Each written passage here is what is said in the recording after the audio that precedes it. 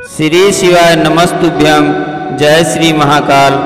आज हम आपको सावन के महीने की एक बहुत ही अद्भुत कहानी सुनाने जा रहे हैं, जिसको सावन के महीने में सोमवार व्रत के दिन सुनने और सुनाने से भगवान शिव की कृपा प्राप्त होती है। कहानी शुरू करने से पहले आपसे निवेदन है कि प्लीज़ वीडियो को लाइक करने के साथ साथ चैनल को सब्सक्राइब भी अवश्य कर दीजिएगा। कहानी इस प्रकार है। एक समय की बात है, किसी गांव में एक बुढ़ी अम्मा अपने बेटे के साथ रहती थी। माँ बेटे बहुत ही मेहनत मजदूरी करके अपना गुजारा करते थे। एक बार बुढ़ी अम्मा के मन में विचार आया कि अब उसका पुत्र विवाह के योग्य हो गया है, अब उसे अपने लिए एक बहू ले आनी चाहिए।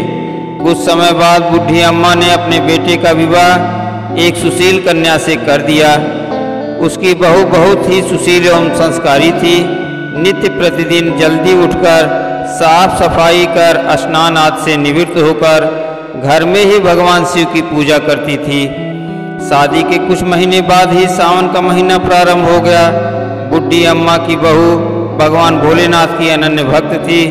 उसके मन में यह विचार आया कि सावन के महीने में शिव मंदिर जाकर शंकर भगवान के ऊपर जल अर्पित करें, अभिषेक करें और भगवान शिव की पूजा करें।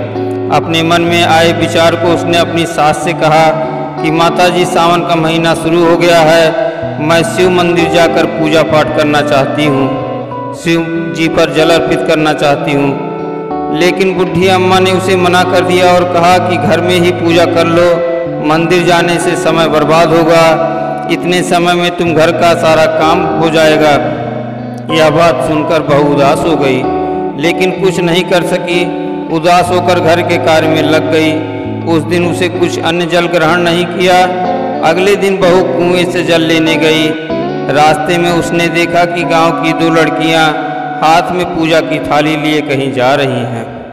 तो बहू ने उन दोनों लड़कियों से पूछा कि तुम दोनों कहाँ जा रही हो? तो उन्होंने जवाब दिया कि सावन का महीना प्रारंभ हो गया है और हम शंकर भगवान के मंदिर उनकी पूजा करने जा रहे हैं। यह सुन वह फिर से उदास हो गई। लड़कियों ने पूछा, आप क्यों उदास हो गई? वह बोली, भगवान शिव मेरे आराध्य हैं, लेकिन मेरी सास ने मुझे मंदिर जाकर पूजा करने से मना कर दिया। तब लड़कियां बोली, आप चिंता मत करो, रोज इसी समय पानी भरने आया करो और हमारे साथ मंदिर जाकर भगवान शिव पर जल अर्पित कर उनकी पूजा कर लिया करो। तब बहू बोली कि मेरे पास पूजा की कोई सामग्री नहीं है, घर से लाऊंगी तो सबको पता चल जाएगा। तब लड़कियां बोली कि कोई बात नहीं, आप हमारी पूजन सामग्री से पूजा कर लेना। यह सुनकर वह बहुत खुश हुई।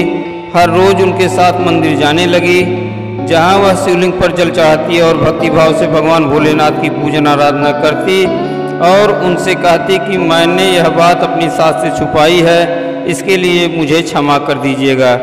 ऐसे ही पूरा सावन का महीना बीत गया। आखिरी दिन उसने सोचा कि पूरा सावन का महीना मैंने इन लड़कियों के पूजन सामग्री से पूजा की है, तो आज मुझे कुछ अपना भोलेनाथ को अर्पित करना चाहिए। ऐसा सोचकर उसने अपनी नाक के सोने की नथ उतारी और उसे धोकर शिवलिंग पर अर्पित कर दिया और पूजा कर कर घर चली आई। वह अपनी सास से नज़र छुपाकर इधर उधर घूम रही थी, क्योंकि वह जानती थी कि उसके नाक में नथ न देखकर उसकी सास जरूर पूछेगी कि नथ कहाँ गई। ऐसे में दोपहर हो गया और अचानक से सास की नज़र बहू के नाक पर पड़ी, तो बहू के नाक में नथ न देखकर सास ने पूछा कि बेटा, तुम्हारी नथ कहाँ है? तो वह बोली, माँ जी, मुझे नहीं पता, शायद कहीं गिर गई हो। सास बोली, अच्छा तो आज तुम बताओ कहाँ कहाँ गई थी, वहीं जाकर ढूंढ लेंगे। तब बहू बोली कि मैं सुबह पानी भरने गई थी, तब तक मेरे नाक में नथ थी, उसके बाद मैं उपली थापने गई थी। सास बोली, चलो वहीं चलकर देखते हैं। दोनों वहां पहुँचे। बहू ने उपले थापे थे जहां पर। फिर सास ने कहा कि चलो उपले तोड़ कर देखते हैं। तो सास और बहू ने उपले तोड़ने लग गए। जैसे ही दोनों ने उपले तोड़े, दोनों के उपलों में एक एक नथ बाहर आई। सास बोली, नथ तो एक ही था, यह दो कहाँ से निकल आई? इसके बाद सास ने एक एक करके सारे उपले तोड़ने शुरू कर दिए। अब सारे उपलों में नथ निकलने लगे। सास बहू ने देखा और कहा, पूछा, यह क्या मामला है? बहू ने सास से क्षमा मांगते हुए सारी बात बता दी और कहा, यह भगवान भोलेनाथ का आशीर्वाद है। आज मैंने सावन की समाप्ति पर उन्हें अपनी नथ अर्पित की थी और उन्होंने मुझे इतनी सारी नथ वापस कर दी। तब सास बहू की बात सुनकर बहुत खुश हुई और कहा, सावन माह में स्नान, तप, जप और दान का इतना महत्व है तो अगले साल हम दोनों मिलकर शिवलिंग पर जल चढ़ाएंगे और पूजा पाठ करेंगे। अगले साल सावन आने पर दोनों सास बहू ने नियम से स्नान आदि पूजा पाठ किया। भगवान भोलेनाथ की कृपा से बुढ़ी अम्मा का घर अन्न धन धान्य से भंडार से भर गया और बहू को एक सुंदर पुत्र रत्न की प्राप्ति हुई। भोलेनाथ जैसी कृपा उस बुढ़ी अम्मा पर और उसकी बहू पर आपने दिखाई है, उसी तरह सभी पर अपनी कृपा बनाए रखें। श्री शिवाय नमस्तुभ्यं। जय श्री महाकाल। एक बार पुनः निवेदन है कि वीडियो को लाइक एवं चैनल को सब्सक्राइब अवश्य कर दीजिएगा।